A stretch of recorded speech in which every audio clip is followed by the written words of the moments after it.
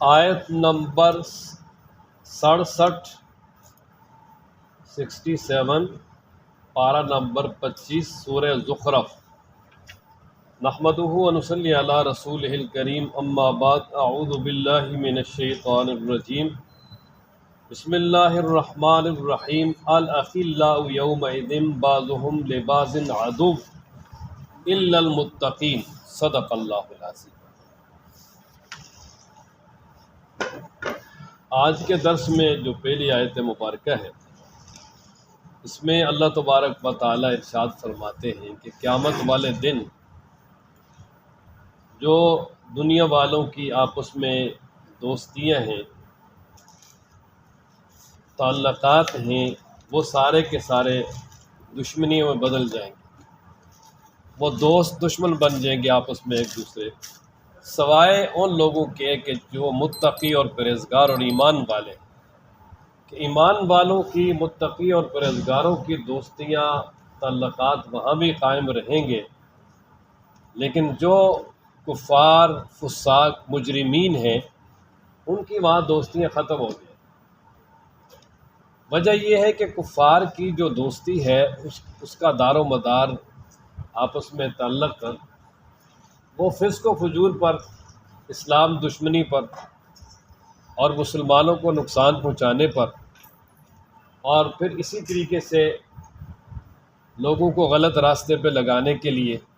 تو یہ سارا ایسا معاملہ ہے کہ جو اللہ کے ساتھ بغاوت ہے، اور باغی جب پکڑے جاتے ہیں تو وہ ایک دوسرے کے دشمن بن جاتے ہیں۔ دنیا میں آپ نے دیکھا ہوگا بہت سارے لوگ مل جل کے چوری کرتے ہیں، ڈاکے ڈالتے ہیں، مل جل کے کرپشن کرتے ہیں، لیکن جب پکڑے جاتے ہیں تو وہ ایک دوسرے کے خلاف وعدہ معاف گواہ بن جاتے ہیں، ایک دوسرے کے دشمن بن جاتے ہیں، کہتے ہیں ہمارا تو اللہ کی کوئی۔ تو یہی حالات وہاں بھی ہوں گے۔ اب خاص طور پہ دنیا میں وہ لوگ جو اللہ تعالیٰ کے ساتھ شرک کرتے تھے، جن لوگوں کو اللہ کے ساتھ شریک کرتے ہیں، ان کے ساتھ ان کے بڑے تعلقات، اور بڑا جو ہے نا وہ ایک نیاز مندی کا تعلق، ان کی ہر طرح کی خدمت، معاملہ۔ لیکن قرآن مجید نے اس چیز کو جا بجا بیان کیا ہے کہ وہ قیامت والے دن ایک دوسرے کے لیے پر لعنت کریں گے، بلکہ وہ کہیں گے یا اللہ، یہ جو ہمیں گمراہ کرنے والے ہیں، جو ہمیں اپنے پیچھے لگانے والے ہیں اور توحید کے راستے سے ہٹانے والے ہیں، یا اللہ ان کو دگنا عذاب دے۔ تو اللہ تعالیٰ فرمائیں گے سب کے لیے دگنا ہے۔ ہاں، ایک دوستی جو متقی اور پرہیزگاروں کی ہے، جو تعلق اللہ کے لیے ہے، الحب فی اللہ، اللہ کے لیے جو محبت ہے، وہ ایسی چیز ہے جو وہاں بھی قائم رہے، اور وہاں بھی ان کی دوستی بڑی پختہ اور یقینی ہوگی۔ بلکہ احادیث مبارکہ میں نبی پاک صلی اللہ تعالیٰ علیہ وآلہ وسلم نے الحب فی اللہ کے بڑے فضائل بیان فرمائے۔ ان میں سے ایک یہ کہ اللہ تعالیٰ قیامت والے دن خود اعلان کریں گے، کہاں ہے میرے لیے محبت کرنے والے، اور پھر اللہ تعالیٰ ان کو نوازیں گے۔ اور مشہور حدیث ہے، نبی پاک صلی اللہ علیہ وسلم نے فرمایا کہ 7 قسم کے لوگ ایسے ہیں جو قیامت کی ہولناکیوں میں بھی اس قیامت کی ہولناکیوں سے مامون ہو کر رب ذوالجلال کے عرش کے سائے کے نیچے مزے کر رہے ہوں گے۔ ان میں سے ایک وہ لوگ بھی ہیں جو آپس میں محبت کرتے تھے صرف اللہ کے لیے۔ اس لیے دنیا میں جو اللہ کے لیے تعلق ہے، اللہ کے لیے محبت ہے، جس محبت کا دار و مدار تقوی، نیکی پر ہے، اخلاص پر ہے، تو وہ قیامت میں بڑا فائدہ دے گی۔ لیکن جس محبت کا تعلق دنیا سے، دنیا داری سے ہے اور رب کی بغاوت سے ہے، وہ ساری دوستیاں، تعلقات ختم ہو جائیں۔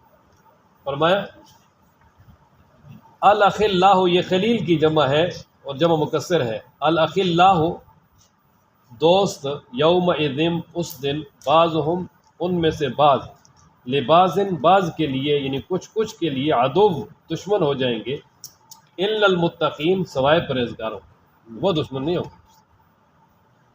یا عباد لا خوف علیکم اليوم، ہاں یہ یا عبادی سے پہلے یقال لہم معذوف ہے کہ اس موقع پر قیامت والے دن اللہ تعالیٰ اپنے بندوں کو اعلان کر کے فرمائیں گے کہ اے میرے بندے، اے میرے نیک بندو جو جنت والے ہیں، متقی پرہیزگار ہیں، ان سے اللہ فرمائیں گے آج تم پر کوئی خوف بھی نہیں ہے اور تم پر کوئی غم بھی نہیں ہے۔ اب خوف کا تعلق آئندہ سے ہے کہ آئندہ کے بارے میں تم نے کوئی خوف نہیں کرنا کہ بھئی پتہ نہیں ہمارے ساتھ کیا ہوگا، آئندہ تمہارے مزے ہی مزے ہیں۔ اور حزن کا تعلق پیچھے سے کہ پیچھے جو کر کے آئے اس پہ پچھتانا نہیں، جو ہوا ہے بہت اچھا ہوا ہے، یہ اسی کا صلہ ملے گا تم۔ اور مفسرین نے یہ بھی لکھا ہے کہ خوف کا تعلق اپنی ذات سے ہے، کہ اپنے بارے میں بھی خوف نہ کرو، ولا انتم تحزنون، اور جو تمہارے آئزہ اقارب، دوست و احباب، رشتہ دار، ان کے بارے میں بھی غم نہ کرو، اللہ تعالیٰ ان کو بھی تمہارے ساتھ جنت میں داخل کرے. جیسے پیچھے گزرا ہے کہ اللہ تبارک و تعالیٰ ان ایمان والوں سے کہیں گے کہ اپنے ازواج کو، اپنے بچوں کو، اللہ تعالیٰ ان کو بھی ساتھ جنت میں داخل کر دے گا. جس طرح حضرت سیدنا ابو بکر صدیق رضی اللہ تعالیٰ عنہ اور نبی پاک صلی اللہ علیہ وسلم غار ثور میں تھے، تو حضرت ابو بکر نے دیکھا کہ دشمن سامنے آ گیا ہے، تو بڑے پریشان ہوئے. تو آپ علیہ السلام فرمایا لا تحزن ان اللہ معنا. یہاں سے مفسرین نکالتے ہیں کہ ابو بکر کو اپنا غم نہیں تھا، نبی پاک صلی اللہ علیہ وسلم کا غم تھا کہ یہ نہ پکڑے تھے، تو اس لیے فرمایا تحزن. حزن کا تعلق دوسرے سے ہوتا ہے. موسیٰ علیہ السلام کی والدہ سے فرمایا اللہ تخافی ولا تحزنی، اپنے بارے میں بھی نہ غم کریں اور موسیٰ علیہ السلام کے بارے میں بھی نہ غم کریں. اللہ تعالیٰ ان کو بھی بچائیں گے اور آپ کی بھی اللہ تعالیٰ حفاظت کریں گے. فرعون کا اس چیز کا کوئی خبر اور پتہ نہیں ہوگا. تو اس لیے فرمایا کہ وہ اللہ تعالیٰ اپنے نیک بندوں کو مخاطب کر کے فرمائیں گے کہ آج تم پہ کوئی خوف، کوئی غم نہیں ہے، آئندہ بھی کوئی تم پر عذاب نہیں ہے، اور پیچھے جو کر کے اس پہ کوئی پچھتاوا نہیں ہے، یا یہ کہ تمہیں بھی اللہ تعالیٰ معمون فرمائیں گے عذاب سے اور تمہارے محبین کو بھی. یا عباد، اللہ کی طرف سے کہا جائے گا اے میرے بندو، لا خوف علیکم، نہیں ہے تم پر کوئی خوف، الیوم، آج، ولا انتم تحزنون، اور نہ تم غمگین ہو. اچھا کون سے نیک بندے؟ الذین آمنوا، وہ جو ایمان لائے، بآیاتنا، ہماری آیتوں پر، وکانوا مسلمین، اور وہ تھے مسلم. مسلم کا معنی ہوتا ہے تابع دار، ماننے والا. ادخلوا فی السلم کافہ، اسلام میں پورے کے پورے داخل ہو جاؤ. تو مسلم ہوا سماکم المسلمین. تو مسلم کا معنی ہوتا ہے ماننے والا، تابع دار. تو وہ مسلمین تھے، یعنی اللہ تعالیٰ کی ماننے والے تھے، اللہ کے رسول کی ماننے والے تھے. اور پھر ان سے کیا کہا جائے گا؟ ادخلوا الجنت، تم جنت میں داخل ہو جاؤ، انتم، تم بھی، وازواجکم، اور تمہاری بیویاں. یہ ازواج زوج کی جمع ہے، یہ بیوی خاوند دونوں پہ جو ہے وہ اس کا استعمال ہوتا ہے. اگر مردوں کو خطاب ہوگا تو ان سے کہا جائے گا کہ تم اپنی بیویوں سمیت جنت میں چلے جاؤ. عورتوں کو خطاب ہوگا تو تم اپنے زوج خامدوں سمیت کہاں چلے جاؤ جی؟ جنت میں چلے جاؤ. اور بعض مفسرین نے لکھا ہے کہ یہاں زوج سے مراد مطلقاً جوڑا ہے، اس سے مراد دوست بھی ہے، کہ تم بھی اور تمہارے دوست جو ہے، جو تمہارے محبین ہیں، ان کو بھی جنت میں لے کے داخل ہو جاؤ، اگر وہ بھی نیک ہوں گے، ایمان والے ہوں گے. تو ادخلوا الجنت، جنت میں داخل ہو جاؤ، انتم، تم، وازواجکم، اور تمہاری بیویاں یا تمہارے خامند بھی، تحبرون، آج تمہیں خوش کیا جائے گا، ہیبر، خوش کیا جائے گا، تمہارا بڑا اعزاز، اکرام ہوگا. اللہ اکبر، اس سے بڑا کیا اکرام ہوگا جی؟ کہ اللہ تعالیٰ فرماتے ہیں وَلَكُمْ فِيهَا مَا تَشْتَهِي أَنفُسُكُمْ وَلَكُمْ فِيهَا مَا تَدَّعُونَ نُزُلًا مِّن غَفُورٍ رَحِيمٍ. اللہ کی طرف سے مہمانی ہے، اللہ میزبان، بندے سارے کیا جی؟ آج اگر کوئی بڑے کا مہمان بن جاتا ہے کتنا خوش ہوتا ہے، تو وہ کتنی بڑی خوشی ہوگی. اللہ ہم سب کو عطا فرمائے. یطاف علیہم بصحاف من ذہب. اب آگے اللہ تعالیٰ فرماتے ہیں کہ جب جنت میں داخل ہوں گے تو وہاں پر ان کے سامنے جو جنت کے خدام ہیں، ویٹر ہیں، جو اللہ تعالیٰ نے جنت میں مومنوں کی خدمت کے لیے مقرر کیے ہیں، وہ تو ایسے جس طرح ہے موتی چمکتے ہوئے اور بڑے ہی نفیس قسم کے، اور بالکل نوجوان، بڑے خوبصورت، خوش شکل. انہیں اللہ تبارک و تعالی حکم دیں گے کہ میرے بندوں کی خدمت کریں. اور پھر وہ یعنی طرح طرح کے جو ہے نا وہ بڑے بڑے پیالے جن میں طرح طرح کے کھانے ہوں گے، اور اسی طرح طرح طرح کے یعنی مشروبات پلانے کے جو برتن ہیں وہ. اب دیکھیں کہ فرمایا کہ وہ برتن سونے چاندی کے ہوں گے. یہاں برتنوں کا تذکرہ کیا ہے، تو ہمیشہ برتنوں میں جو کچھ رکھا جاتا ہے مہمان کے سامنے وہ بہت اعلیٰ ہوتا ہے. تو جب برتن جو ہے وہ سونے چاندی کے ہوں گے تو جو ان میں پیش کیا جائے گا وہ کتنا اعلیٰ ہوگا. اور پھر فرمایا کہ وَفِيهَا مَا تَشْتَهِي الْأَنفُسُ، جنت میں وہ ملے گا جو تمہارا جی چاہے گا، دل میں جو آئے گا. وَلَكُمْ فِيهَا مَا تَشْتَهِي أَنفُسُكُمْ، تشتہی اشتہا، اس کا معنی خواہش. دنیا میں مومن کی خواہش نہیں پوری ہو سکتی. دنیا میں اللہ تعالیٰ نے وعدہ ہی نہیں کیا مومن کے ساتھ خواہش پوری کرنے کا، کسی کی بھی نہیں ہو سکتی. دنیا میں کوئی آدمی اپنی خواہش پوری کر کے گیا ہی نہیں. اللہ تبارک و تعالیٰ مومن کی ساری خواہشیں جنت میں پوری کریں گے. جو بھی دل میں آئے گا، جو بھی چاہت ہوگی، سب اللہ تعالیٰ اس کے سامنے حاضر کر. اللہ اکبر. ایک تو دل کی چاہت پوری ہوگی، اور دوسرا فرمایا وَتَلَذُّ الْأَعْيُنِ، آنکھیں بھی ٹھنڈی ہو جائیں گی، آنکھوں کے بھی اللہ تبارک و تعالیٰ ٹھنڈک کا انتظام کریں گے، یعنی طرح طرح کے باغیچے، سیرگاہیں، باغات، پھر پھل، میوے اور ہر طرح کی آرائش کی چیزیں جو ہے وہ بندہ دیکھے گا۔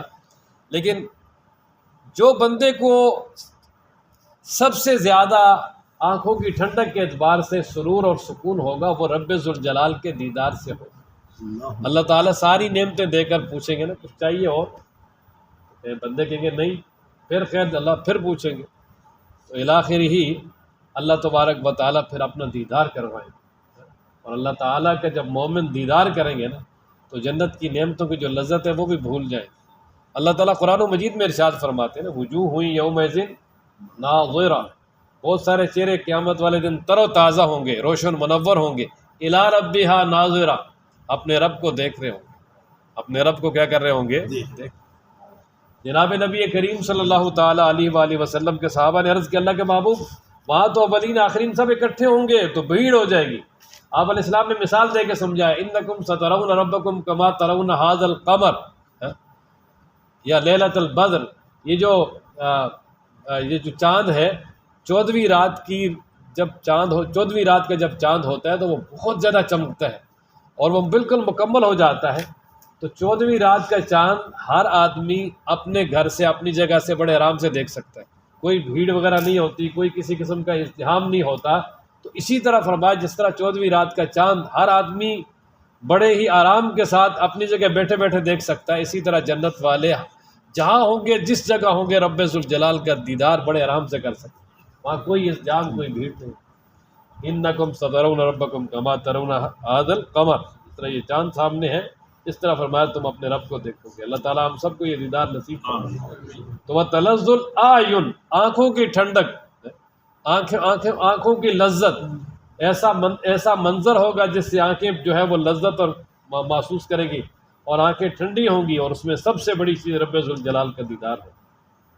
فرمایا نا یطاف، گردش کرائے جائیں گے ان پر، یطاف گردش کرائے جائیں گے علیہم ان پر، بصحاف بڑے بڑے پیالے، بڑے بڑے پیالوں کے ساتھ، من ذہب سونے کے، و اکواب اور اسی طرح بڑے بڑے ساغر، اللہ اکبر، ساغر اور یہ جام گلاس آب خورے، وفیہا اور اس جنت میں ما وہ ہوگا تشتہیہ الانفس جس کو چاہتے ہیں تمہارے نفس، وتلذ الاعین اور جس سے لذت پائیں تمہاری آنکھیں، وانتم فیہا خالدون اور تم وہاں ہمیشہ رہو گے۔ دنیا میں اگر انسان کسی خوشنما جگہ پہ جاتا بھی ہے تو چند لمحوں کے لیے پھر واپس، لیکن وہاں ہمیشہ ہمیشہ کے لیے کبھی نکالا نہیں جائے گا۔ اور پھر اللہ تعالیٰ کی طرف سے مزید کہا جائے گا وَتِلْكَ الْجَنَّةُ الَّتِي، یہ وہ جنت ہے اورثتموہا جس کا تمہیں وارث بنایا گیا ہے، مکمل طور پہ تمہارے اب حوالے ہو گئی ہے، بما یہ بدلہ ہے، بما کنتم تعملون یہ بدلہ ان کاموں کا جو تم کرتے تھے، یہ بات سببیہ ہے، یعنی یہ سبب ان کاموں کے ملی ہے جو دنیا میں تم کرتے تھے، نیک اعمال کرتے تھے، اپنی نماز پڑھتے تھے، زکوٰۃ دیتے تھے، دین کی خدمت کرتے تھے، دین کا کام کرتے تھے، اور اسی طرح اللہ تبارک و تعالیٰ کی عبادات میں جو ہے وہ محنت اور مشقت کرتے تھے، یہ سارا ان کا بدلہ ہے۔ اور مزید فرمایا لکم فیہا، تمہارے لیے اس جنت میں فاکہۃ میوے ہوں گے۔ یہ فاکہہ تفکہ سے ہے، تفکہ کا معنی وہ میوہ اور پھل جو لذت کے لیے کھایا جائے، وہاں بھوک تو ہوگی نہیں، تو وہاں لذت کے لیے ساری چیزیں کھائی جائیں گی۔ دنیا میں بھی پھل اور اس طرح کی چیزیں دو وجہ سے کھائی جاتی ہیں نا، ایک بھوک مٹانے کے لیے اور ایک اس کے لیے لذت کے لیے۔ تو فاکہہ لذت کے لیے جو میوہ ہے، کثیرہ بہت زیادہ، لا مقطوعۃ ولا ممنوعہ، نہ وہ ختم ہوں گے اور نہ ان سے کوئی روکے گا، منہا تاکلون، فرمایا ان میووں سے تم کھاؤ گے۔ یہ تو تھا جی اللہ والوں کا انجام۔ اب آگے اس کے بعد مجرمین، ان کے ساتھ کیا ہوگا؟ اللہ تبارک و تعالیٰ نے قرآن مجید میں جہاں مومنوں کے لیے آخرت کے انعامات کا تذکرہ کیا ہے، وہاں جہنم کا بھی تذکرہ کیا ہے بدکاروں کے لیے کہ ان کے ساتھ کیا ہوگا، تاکہ مومن جو ہے وہ جنت کی طرف ان کا شوق بڑھے اور جہنم سے اپنے آپ کو مکمل بچانے کی کوشش کرے۔ فرمایا ان المجرمین، بے شک مجرم، فی عذاب جہنم، جہنم کے عذاب میں خالدون ہمیشہ رہیں گے، لا یفتر عنہم نہ کم کیا جائے گا ان سے وہ عذاب، وہم فیہ اور وہ اس عذاب میں مبلسون مایوس ہوں گے، نا امید ہوں گے کہ جب وہ بڑا عرصہ عذاب میں پڑے رہیں گے تو پھر مایوس ہوں گے۔ دنیا میں بعض دفعہ یہ بھی ہوتا ہے نا کہ انسان کسی قید خانے میں ہوتا ہے، کچھ وقت کے لیے وہ سزا کم کر دی جاتی ہے، اس کو آسانی دی جاتی ہے، یا درمیان میں وقفہ ہو جاتا ہے، تو جہنم کا عذاب نہ کم ہوگا نہ وقفہ ہوگا۔ ہاں، فلن نزیدکم الا عذابا، اللہ فرماتے ہیں ہم وہاں عذاب بڑھائیں گے اور کچھ بھی نہیں، اور پھر وہاں ہم بالکل مایوس ہوں گے۔ ظاہر ہے وہ سمجھ جائیں گے بھئی کفر پہ موت ہوئی، اور کافروں پہ جو اللہ تعالیٰ نے جنت کو جو ہے وہ حرام قرار دیا۔ اور ساتھ اللہ نے فرمایا وما ظلمناہم، یہ ظلمنا جمع متکلم فعل ماضی کا صیغہ کہ وما ظلمنا، ہم نے ظلم نہیں کیا ہم ان پر، ولیکن کانو لیکن تھے ہم وہ الظالمین ظلم کرنے والے۔ اللہ فرماتے ہم نے کوئی ظلم نہیں کیا ان پہ یہ عذاب دے کر، بلکہ وہ خود ظالم تھے کہ دنیا میں انہوں نے اللہ تبارک و تعالیٰ کی نافرمانی کی، اور خاص طور پہ شرک کیا، اور شرک تو سب سے بڑا جو ہے وہ ظلم ہے۔